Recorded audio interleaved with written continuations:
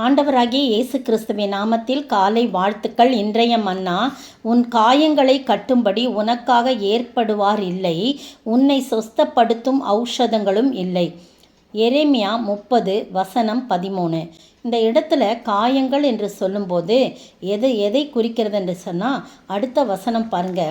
உன் நேசர் யாவரும் உன்னை மறந்தார்கள், அவர்கள் உன்னை தேடார்கள். திரளான உன் அக்கிரமங்களின் நிமித்தமும் உன் பாவங்கள் பலத்து போனதின் நிமித்தமும் சத்துரு வெட்டும் வண்ணமாகவும் கொடியவன் தண்டிக்கிற வண்ணமாகவும் நான் உன்னை தண்டித்தேன்னு சொல்கிறேன். அப்போது நம்முடைய திரளான பாவங்கள், இது யாரை குறிக்குன்னா யூதாவையும் இஸ்ரவேலையும் குறித்து சொன்ன தீர்க்க தரிசன வார்த்தைகள். இது முன்பகுதியெல்லாம் நீங்கள் படித்து பார்த்தீங்கன்னா தெரியும். அப்போ பார்த்தீங்கன்னா அவங்களுடைய காயங்கள் எப்படி ஏற்பட்டிருக்குன்னா, அவங்களுடைய திரளான அக்கிரமங்களின் நிமித்தமாக அவங்களுக்கு காயங்கள் ஏற்பட்டிருக்கிறது. அவங்களுடைய பாவங்கள் பலத்து போனது நிமித்தமாக அவர்களுக்கு என்ன ஏற்பட்டிருக்குன்னா, அவங்கள சொஸ்தப்படுத்த முடியல. அவ்வளோ பயங்கரமாக காயம். முந்தின வசனம் 12ஆம் வசனம் சொல்கிறது, கர்த்தர் சொல்லுகிறது என்னவென்றால், உன் புண் ஆறாததாயும் உன் காயம் கொடிதாயும் இருக்கிறது. பாருங்கள், நம்முடைய பாவங்கள் அக்கிரமங்கள் பலத்து போனதுனால அது ரணமாக நம்மளை காட்டிகிட்டு இருக்குது. புண்ணு ஆறாதாயும் காயம் கொடிதாயும் இருக்குது.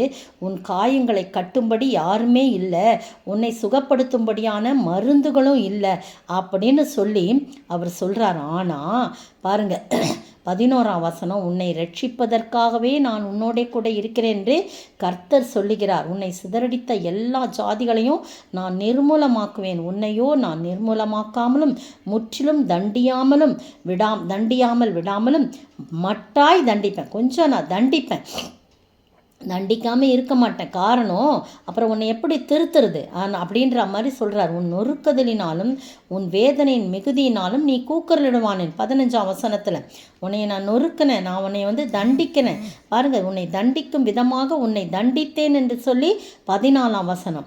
11ஆம் வசனத்தில் மட்டாய் தண்டித்தேன் உன்னைய அப்படின்னு சொல்லி சொல்கிறார். இங்கே தண்டித்தேன்னு சொல்கிறாரு, அங்கே தண்டிப்பேன்னு சொல்கிறார்.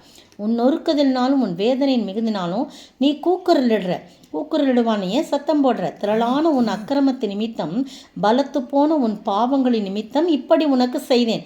எப்படி 2 தடவை இருக்குது. உன் அக்கிரமம் 14ஆம் வசனத்தில் அக்கிரம நிமித்தமும் உன் பாவங்கள் பலத்து போனது நிமித்தமும் நான் ஏன்னா உனக்கு காயம் ஏற்பட்டிருக்குது, உனக்கு புண் ஆறாதா இருக்கிறது.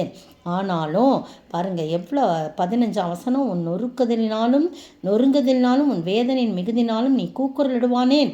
நீ அப்படி கஷ்டப்படும்போது நீ கூக்குரலிடுற. ஆனால் திரளான உன் அக்கிரம நிமித்தம் பலத்து போன உன் பாவ நிமித்தமே நான் இப்படி என்ன பண்ண உன்னை தண்டித்தேன். இதில் நீ சத்தம் போட வேண்டியதில்லை. ஆதலால் உன்னை பட்சிக்கிறவர்கள் யாவரும் பாருங்க, ஆனாலும் நான் உன் கூட இருக்கிறேன், உன்னை ரட்சிக்கிறேன் அப்படிலாம் சொல்லி உன்னை யார் பட்சிக்கிறவர்கள் யாவரும் பட்சிக்கப்படுவார்கள். உன் சத்துருக்கள் எல்லாரும் சிறைப்பட்டு போவார்கள். உன்னை சூறையாடுகிறவர்கள் சூறையாடப்படுவார்கள்.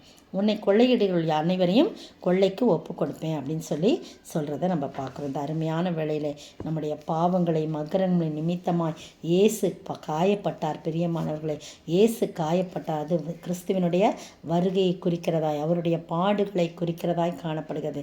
எனவே நீ யாரும் என்னுடைய காயம் கட்டுவார் யாருமே இல்லையே, என்னை சொஸ்தப்படுத்த மருந்து இல்லையேன்னு நினைக்கக்கூடாது. ஆண்டவருடைய சொஸ்தப்படுத்தும் மருந்து ஆண்டவருடைய வார்த்தைகள் தான். அதை படிக்க நம்முடைய காயங்கள்லாம் ஆறும். பிரியமானே, கர்த்தர் நம்மோடு கூட இருக்கிறார், நம்ம ரட்சிப்பதற்காக நம் கூட இருக்கிறார் என்பதை மட்டும் நம்ம மறந்து போகக்கூடாது. புண் ஆறாதாய் காணப்படுகிறதா, காயம் கொடிதாய் காணப்படுகிறதா, என்னுடைய பாவத்தை யார் மன்னிப்பார், என்னுடைய அக்கிரமத்தை யார் மன்னிப்பார், என் காயங்களை யார் கட்டுவார், அதற்கு மருந்தே இல்லையான்னு சொல்லும்போது இயேசு கிறிஸ்துவின் ரத்தம், அவர் நம்முடைய பாடுகளையும் வேதனைகளையும் அக்கிரமங்களையும் சிலுவையில் சுமந்து கொண்டார். பிரியமானவர்களை, அப்படிப்பட்ட காயங்களை அவர் ஏற்றுக்கொண்டார். அவர் சிலுவையிலே அவ்வளவு காயங்கள் வேதனைகள் எல்லாவற்றையும் அவர் ஏற்றுக்கொண்டார். அது கொடிதான காயங்களாக இருக்கிறது. அந்த புண் அப்படி ஆழமான புண்ணாய் கைகளிலும் கால்களிலும் ஆணிகள் கடாவப்பட்ட போது அந்த புண்ணிலிருந்து ரத்தம் கொட்டி கொண்டிருந்தது. நம்முடைய பாவங்களை அக்கிரமங்களை அவர் ஏற்றுக்கொண்டார். எனவே நாம் யாருமே இல்லை என்று நினைக்க வேண்டாம். அவருடைய சமூகத்தில் நம்மை தாழ்த்தி ஒப்பு கொடுப்போமா? ஆண்டவரே, நான் என்னுடைய காயங்கள் கொடிதாக இருக்குது, என் புண் ஆறாத இருக்குது, எல்லாவற்றையும் சிலுவையிலே ஏற்றுக்கொண்டீர். ஆண்டவரே, எனக்கு விரோதமாக எழும்பியவர்களாம் நீர் பட்சித்து போடுவீர். ஆண்டவரே, எனக்கு விரோதமாக எங்களை சிறைப்படுத்தினவர்களாம் நீ சிறைப்படுத்தி எங்களை விடுதலை பண்ணும்படியாக, எங்களை ரட்சிப்பதற்காகவே நான் உன்னோடு கூட இருக்குன்னு சொல்லி வாக்கு கொடுத்தீங்களே, அந்த வாக்கு தத்தத்தை நம்பி வந்திருக்கிறோம்ப்பா. நீர் எங்களை ஆசீர்வதிங்க, காத்துக்கொள்ளுங்க, வழி நடத்துங்க ஆண்டவரே என்று நாம் ஒவ்வொரு நாளும் கேட்க ஆண்டவர் தாமே உதவி செய்வாராக. ஆமீன். உன்னையும் என்னையும் ரட்சிக்கவே இயேசு தம் ஜீவனை ஈந்தனரே. குருசில் கண்டேன், குருசில் கண்டேன், குருசில் கண்டேன் என் இயேசுவை. பாவத்தின் தோஷத்தை மன்னிக்கவே பரந்தம் இரத்தத்தை சிந்தினாரே. குருசில் கண்டேன், குருசில் கண்டேன், குருசில் கண்டேன் என் இயேசுவை. ஆமாண்டவரே, உடைய சிலுவையிலே கர்த்தாவே நாங்கள் எல்லாவற்றையும் அந்த ரட்சிப்பை சம்பாதிக்கும்படியாக என் காயங்களெல்லாம் நீர் ஏற்றுக்கொண்டீரே. நீர் காயப்பட்டீரே, நீர் காயப்பட்டி ஆண்டவரே, காயப்பட்டு என்னுடைய காயங்களையெல்லாம், பாவ காயங்கள், அக்கிரமத்தின் காயங்கள் எல்லாவற்றையும் நீர் ஏற்றுக்கொண்டீர் உடைய ரத்தத்தினாலே.